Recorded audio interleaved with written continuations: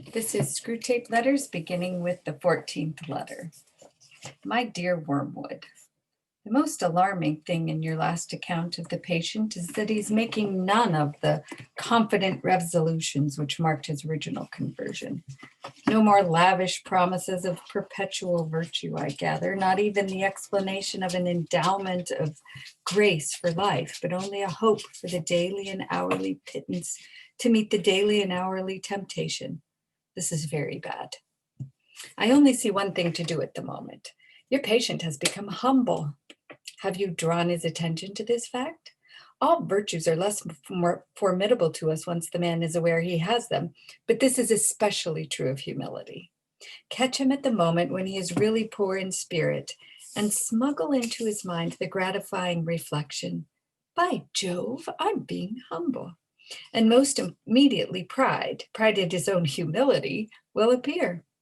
If he awakes to the danger and tries another to smother this new form of pride, make him proud of this attempt, and so on, through as many stages as you please. But don't try this too long for fear you awake his sense of humor and proportion, in which he will merely laugh at you and go to bed.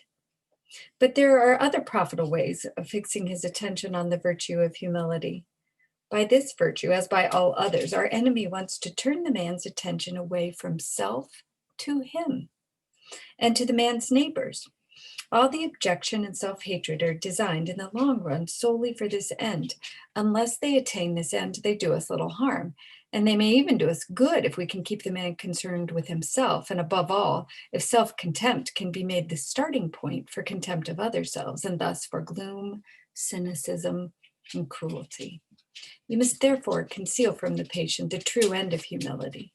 Let him think of it not as self-forgetfulness, but as a certain kind of opinion, namely a low opinion, of his own talents and character. Some talents, I gather, he really has. Fix his mind on the idea that humility consists in trying to believe that those talents are less valuable than he believes them to be. No doubt they are, in fact, less valuable than he believes, but that's not the point. The fact is, the great thing is to make him value an opinion for some quality other than the truth, thus introducing an element of dishonesty and honesty and make-believe into the heart of what otherwise threatened to become a virtue. By this method, thousands of humans have been brought to think that humility means pretty women trying to believe they're ugly and clever men trying to believe they're fools. And since what they're trying to believe may in some cases be manifest nonsense, they cannot succeed in believing it, and we have a chance of keeping their minds endlessly revolving on themselves in an effort to achieve the impossible. To anticipate the enemy's strategy, we must consider his aims. The enemy wants to bring the man to a state of mind in which he could design the best cathedral in the world and know it to be the best and rejoice in that fact without being any more or less otherwise glad at having done it than he would be if it had been done by another. The enemy wants him, in the end, to be so free of any bias in his own favor that he can rejoice in his own talents as frankly and as gratefully as in his neighbor's talents, or in a sunrise, an elephant, or a waterfall. He wants each man in the long run to be able to recognize all creatures, even himself, as glorious and excellent things. He wants to kill their animal self-love as soon as possible. But it is a long-term policy, I fear, to restore to them a new kind of self-love, a charity and gratitude for all selves, including their own. When they have really learned to love their neighbors as themselves, they will be allowed to love themselves as their neighbors. For we must never forget what is the most repellent and inexplicable trait in our enemy. He really loves the hairless biped. He really loves the hairless biped he has created and always gives back to them with his right hand what he has taken away with his left. His whole effort, therefore, will be to get the man's mind off the subject of his own value altogether. He would rather the man thought himself a great architect or a great poet and then forget about it than he should spend time and pains trying to think himself a bad one. Your efforts to instill either vainglory or false modesty into the patient will therefore be met from the enemy's side with the obvious reminder that a man is not usually called upon to have an opinion of his own talents at all. since he can very well go on improving them to the best of his ability without deciding on his own his precise niche in the temple of fame. You must try to exclude this reminder from the patient's consciousness at all cost. The enemy will also try to render real in the patient's mind a doctrine which they all profess but find it difficult to bring home to their own feelings. The doctrine that they did not create themselves, that their talents were given to them, and that they might as well be proud of the color of their hair. But always and by all methods, the enemy's aim will be to get the patient's mind off such questions, and yours will be to fix it on them. Even of his sins, the enemy does not want him to think too much. Once they're repented, the sooner the man turns his attention outward, the better the enemy is pleased. Your affectionate uncle, Screwtape. My dear Wormwood, I had noticed, of course, that the humans were having a lull in their European war, what they naively call the war, and I'm not surprised that there's a corresponding lull in the patient's anxieties. Do we want to encourage this or keep him worried? Tortured fear and stupid confidence are both desirable states of mind. Our choice between them raises important questions. The humans live in time, but our enemy destines them to eternity. He therefore, I believe, wants them to attend chiefly to two things: to eternity itself and to that point of time which they call the present. For the present is the point at which time touches eternity. Of the present moment, and of it only, humans have an experience analogous to the experience which our enemy has of reality as a whole. In it alone, freedom and actuality are offered them. He would therefore have them continually concerned either with eternity, which means being concerned with him, or with the present, either meditating on their eternal union with or separation from himself, or else obeying the present voice of conscience, bearing the present cross, receiving the present grace, giving thanks for the present pleasure. Our business is to get them away from the eternal and from the present. With this in view, we sometimes tempt a human, say a widow or a scholar, to live in the past. But this is of limited value, for they have some real knowledge of the past, and it has a determinate nature, and to that extent resembles eternity. It is far better to make them live in the future. Biological necessity makes all their passions point in that direction already, so that thought about the future inflames hope and fear. Also, it is unknown to them, so that in making them think about it, we make them think in unrealities. In a word, the future is of all things the thing least like eternity. It is the most completely temporal part of time, for the past is frozen and no longer flows, and the present is all lit up with eternal rays. Hence, the encouragement we have given to all those schemes of thought, such as creative evolution, scientific humanism, or communism, fix men's affections on the future, on the very core of temporality. Hence, nearly all vices are rooted in the future. Gratitude looks to the past, and love looks to the present. Fear, avarice, lust, and ambition look ahead. Do not think lust is an exception. When the present pleasures arrive, the sin, which alone interests us, is already over. The pleasure is just a part of the process which we regret and would exclude if we could do so without losing the sin. It is the part contributed by the enemy and therefore experienced in the present. The sin, which is our contribution, looked forward. To be sure, the enemy wants men to think of the future too, just so much as is necessary for now, planning the acts of justice or charity, which will probably be their duty tomorrow. The duty of planning tomorrow's work is today's duty, though it is material and it is borrowed from the future.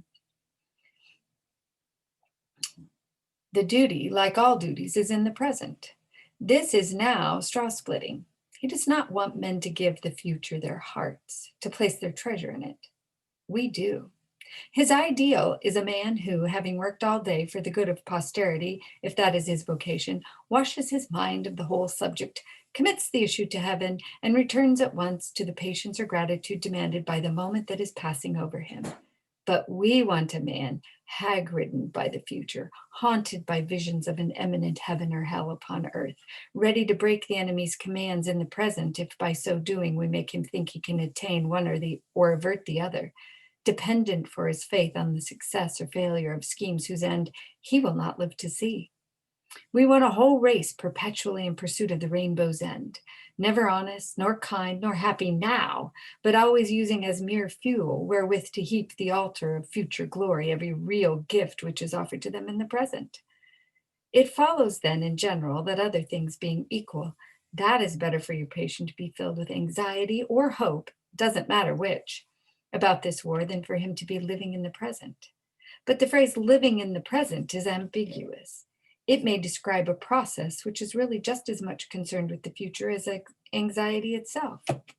Your man may be untroubled about the future, not because he's concerned with the present, but because he's persuaded himself that the future is going to be agreeable. As long as that is the real cause of his tranquility will do us good, because it is only piling up more disappointment, and therefore more impatience, for him when his false hopes are dashed. If, on the other hand, he is aware that horrors may be in store for him and is praying for the virtues wherewith to meet them, and meanwhile concerning himself with the present, because there and there alone all duty, all grace, all knowledge, and all pleasure dwell, his state is very undesirable and should be attacked at once. Here again, our philological arm has done good work. Try the word complacency on him. But of course, it is most likely that he's living in the present for none of those reasons, but simply because his health is good and he's enjoying his work. The phenomenon would then be merely natural. All the same, I should break it up if I were you. No natural phenomenon is really in our favor. And anyway, why should the creature be happy? Your affectionate uncle, Screwtape.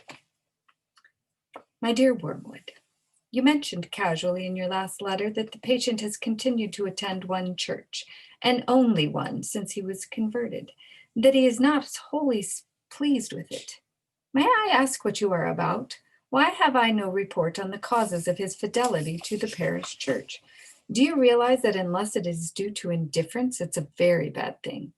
Surely you know that if a man can't be cured of church going, the next best thing is to send him all over the neighborhood looking for the church that suits him until he becomes a taster or a connoisseur of churches. The reasons are obvious. In the first place, the parochial organization should always be attacked because, being a unity of place and not of likings, it brings people of different classes and psychology together in the kind of unity the enemy desires.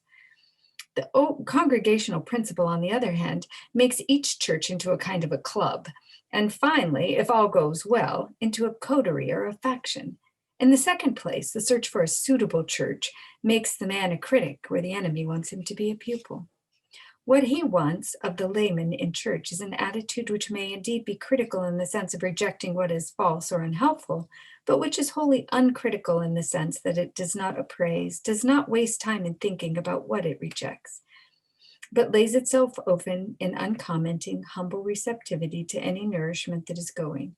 You see how groveling, how unspiritual, how irredeemably vulgar he is. This attitude, especially during sermons, creates the condition most hostile to our whole policy, in which platitudes can become really audible to the human soul. There is hardly any sermon or any book which may not be dangerous to us if it is received in this temper. So pray bestir yourself to send this fool the round of the neighboring churches as soon as possible. Your record up to date has not given us much satisfaction. The two churches nearest to him I have looked up in the office. They both have certain claims. At the first of these is a vicar, a man who has been so long engaged in watering down the faith to make it easier for a supposedly incredulous and hard-headed congregation, that it is now he who shocks his parishioners with his unbelief and not vice versa. He has undermined many a soul's Christianity. His conduct of service is also admirable. In order to spare the laity all difficulties, he has deserted both the lectionary and the appointed psalms. And now, without noticing it, he revolves endlessly round the little treadmill of his 15 favorite psalms and 20 favorite lessons. We are thus safe from the danger that any truth not already familiar to him and to his flock should ever reach them through Scripture. But perhaps your patient is not quite silly enough for this church, or not yet. At the other church, we have Friar Spike. The humans are often puzzled to understand the range of his opinions. Why, Why is he one day almost a communist and the next not far from some kind of theocratic fascism? One day a scholastic, the next prepared to deny human reason altogether. One day immersed in politics, and the day after declaring that all states of this world are equally under judgment. We, of course, see the connecting link, which is hatred.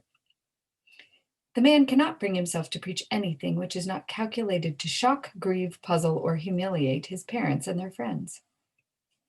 A sermon which such people would accept would be to him as insipid as a poem which they could scan. There's also a promising streak of dishonesty in him. We're teaching him to say, the teaching of the churches, when he really means, I'm almost certain I read recently in Mauritian or something of that sort. But I must warn you that he has one fatal defect. He really believes, and this may yet mar all. But there's one good point which both of these churches have in common. They are both party churches.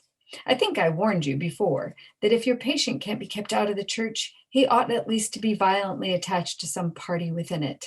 I don't mean on really doctrinal issues. About those, the more lukewarm he is, the better. And it isn't the doctrines on which we chiefly depend for producing malice. The really fun is working up hatred between those who say Mass and those who say Holy Communion, when neither party could possibly state the difference between, say, Hooker's doctrine and the Thomas Aquinas's in any form which would hold water for 5 minutes, and all purely indifferent things. Candles, clothes, and whatnot are an admirable ground for those activities. We have quite removed from men's minds what the pestilent fellow Paul used to say, teach about food and other unessentials, namely that human without scruples should always give in to the human with scruples. You would think that they could not fail to see the application. You would expect to find the low churchman genuflecting and crossing himself, lest the weak conscience of the higher brother should be moved to irreverence, and the high one refraining from these exercises, lest he should betray his low brother into idolatry. And so it would have been, but for our ceaseless labor. Without that variety of usage within the Church of England might have become quite a positive hotbed of charity and humility. Your affectionate uncle, Screwtape. And that's the 3 letters we're going to read this week, and we'll catch up next week.